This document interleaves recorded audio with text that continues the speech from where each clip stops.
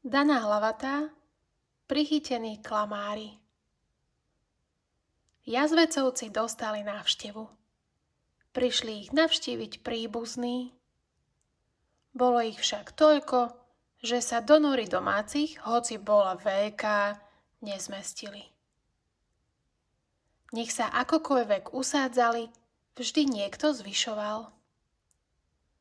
A tak 2 malé jazvece zostali vonku.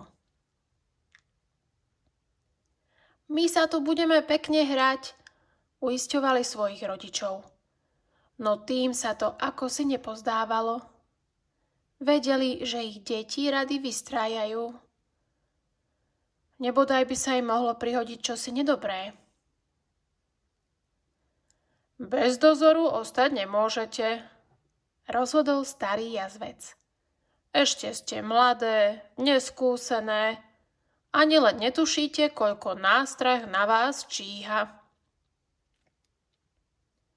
Prosíme, prosíme, modlikali jazvece, spínajúc labky. Budeme dobré a ostražité. Len čo zbadáme nejaké nebezpečenstvo, zapištíme.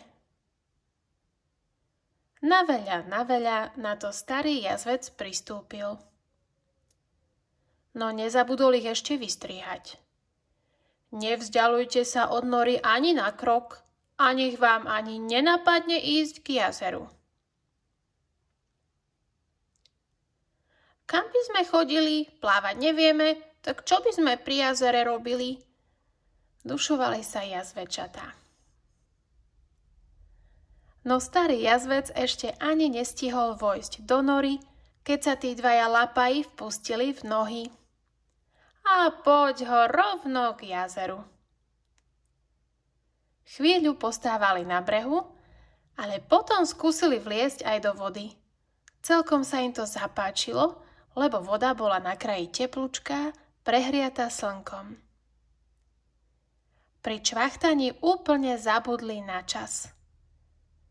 V tom im zišlo na že ich rodičia budú hľadať. Rýchlo, poďme von z vody, kým nás nepristihnú. Pobádali sa navzájom. Len čo vyšli z jazera a ľahli si na chrbát, aby sa vystavili lúčom slniečka, ozval sa nahnevaný hlas starého jazveca. Kde ste?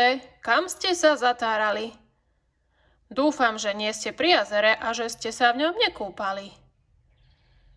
Už ideme, len si kožušky osušíme, zakričali jazvece a vôbec si neuvedomili, ako sa prezradili. Lož má krátke nohy.